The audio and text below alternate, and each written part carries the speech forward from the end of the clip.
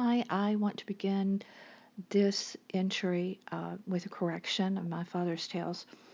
This is actually episode 8. Yesterday I said it was 6. It was actually 7. So this is entry 8. But I want to talk about a specific part of my father's life having to do with music. It is early morning, and I am drinking my coffee. Excuse me. And Gary has not made the scene in here where I am recording. I'm not sure if he's up or not. It's a little bit later, but I'm still in my bathrobe as we continue to be in COVID-19 lockdown in April of 2020. I have a whole other entry that I want to do because it deserves an entry about my father's own interest in musicality and musical instruments. That will be hopefully a whole other entry that I will do. This one is specifically about records, his record collection.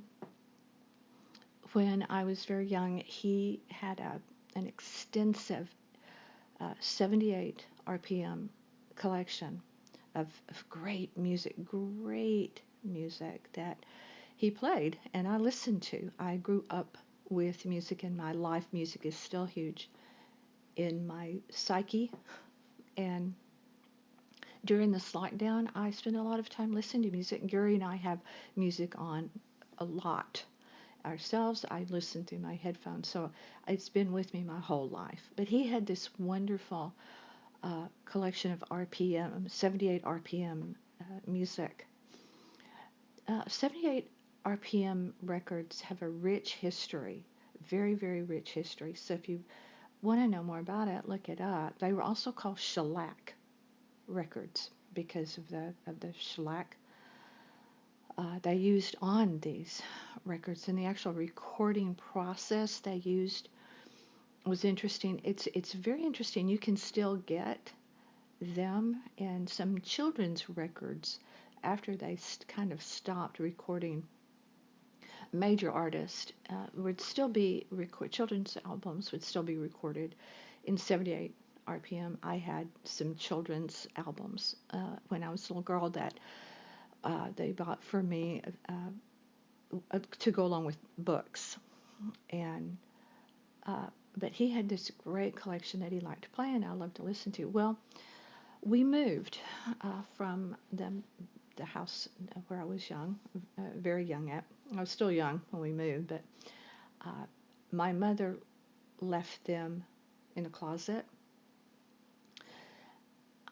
I'm pretty sure my mother did that on purpose because I don't think that she was a fan of the records. I don't know. She loved music, and my mother was a great dancer, and she loved to dance and all that.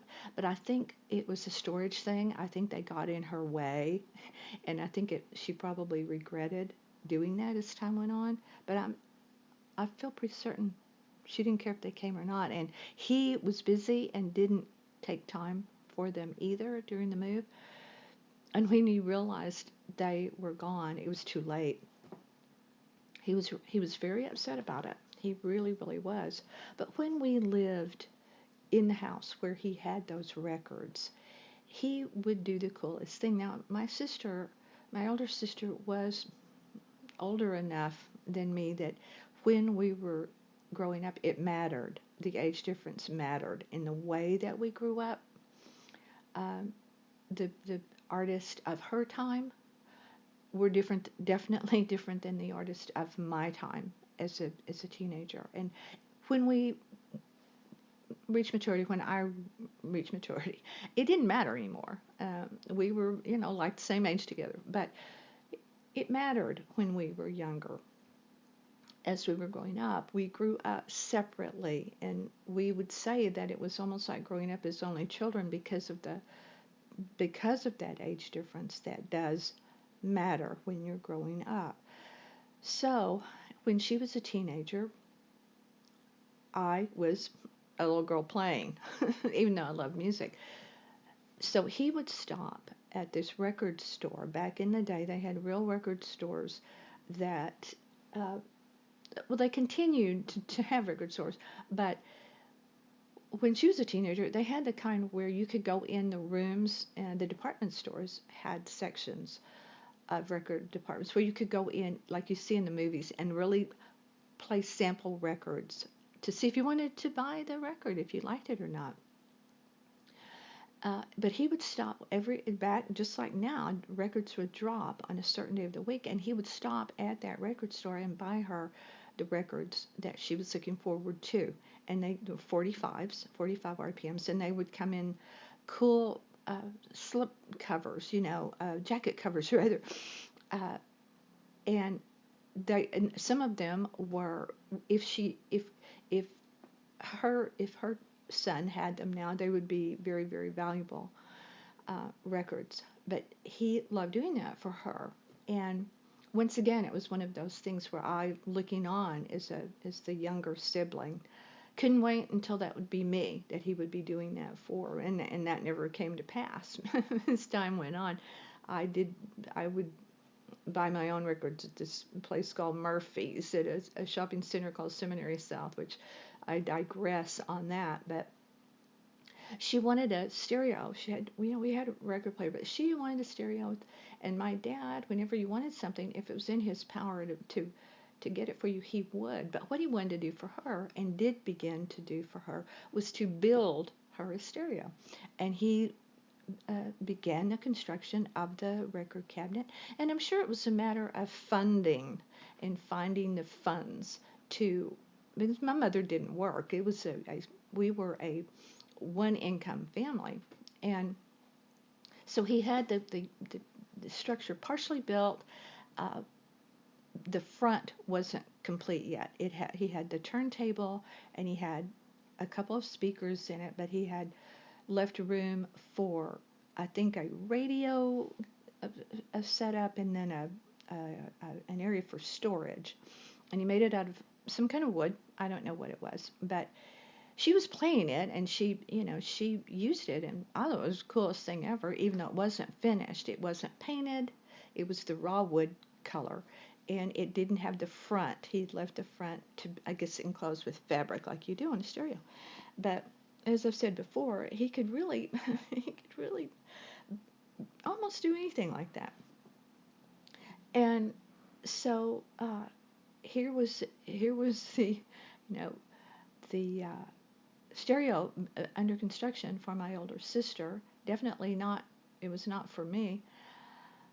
But she had graduated high school and had gotten a job, and she bought her own stereo before he could get it finished, and it never was finished. Her stereo was lovely, and I loved it and played it, but I always wondered what he did with that, because I never did know what he did with the great unfinished stereo caper.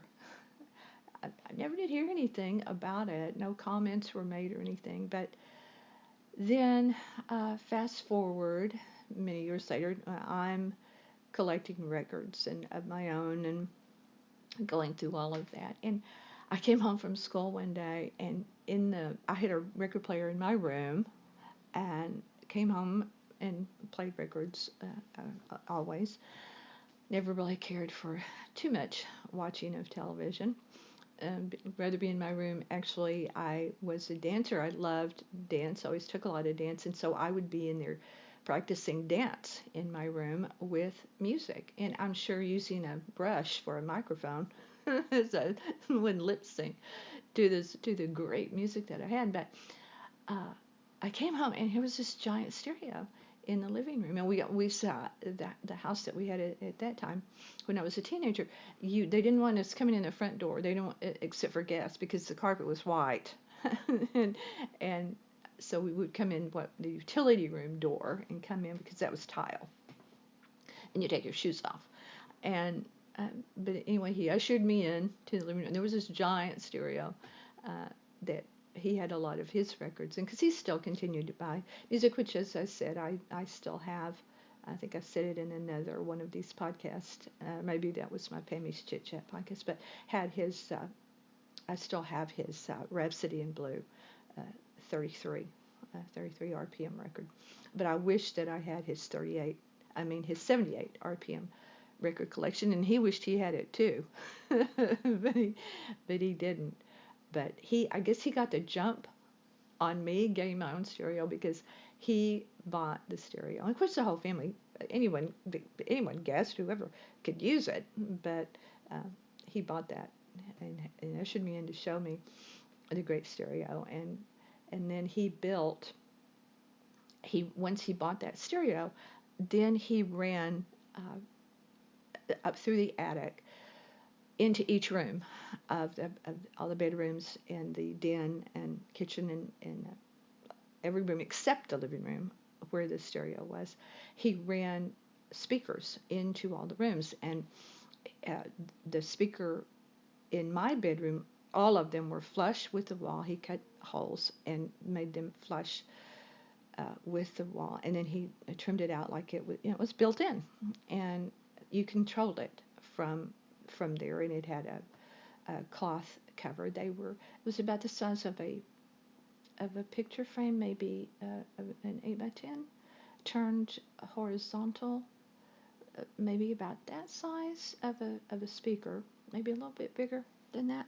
But he also, at that same time, installed an intercom system into the rooms. Loved the speaker system, but what I didn't love was the intercom, because I'm not a morning person, and my mother was a morning person, but she would get on that intercom and to wake me up, and it was like this rise and shine. There's this little song that she would sing. It's like, thanks a lot, Dave, for for the intercom. But I always thought about it, because what I would do, again, like I am now, I was this huge night owl, and I would put music on in the living room, and you could stack up. The player that Gary and I have now is for albums, or for music, for vinyl, is a one record at a time system. The stereo that we had, you could stack them up, and they could play for hours, just one after another. And I would load that up, and I would, even though I had to go to school, these are my high school years, not junior high, and I would take a bath about 11 o'clock at night, and once I let the tub overflow, my parents were incredible, because they turned it on, and I got on the phone and let it run, and it overflowed, and I had kind of a mess to clean up, and they let me do it. But the thing that I always thought was completely patient of them, because my dad had to go to bed early because he went to work early, and even though they would turn down the speaker in their room all the way, there was just this slight, how bass is really hard to tune out completely. You'll still get that bump, bump, bump, bump. And I always loved bass. I still do. My headphones, I can't have headphones unless they're very bassy. And I know that's not an equal way. My dad liked the settings to be equalized, bass and treble, and all of it to be, not me, ramp up that bass. So you could always hear the bump, bump, bump on the speaker. And my mother either, never said anything. It's like, and it would be all, for hours playing. I guess by the time I was at that age, they'd been through it all and tuned it out. But I have a lot more to talk about my dad and actual music in my life as a young girl, and the music that, not just on vinyl, but the real music that he brought into our lives, and the musical instruments.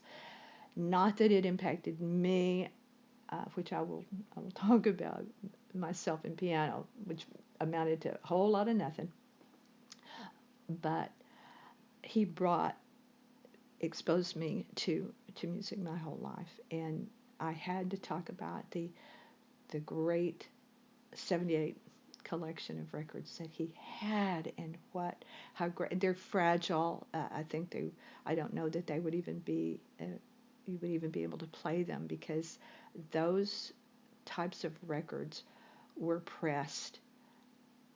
That goes back to the very late 1800s, when, if I'm not mistaken, when they began to press those RPMs, and it went all the way through the 50s with that speed, a 78 speed. The history of vinyl is really interesting, and the history of 78 and how the artist first would get their voices onto those records is very interesting. But it was just one more aspect of my dad and in his life, and just the variety of the man that he was. Just one more entry into my father's tales.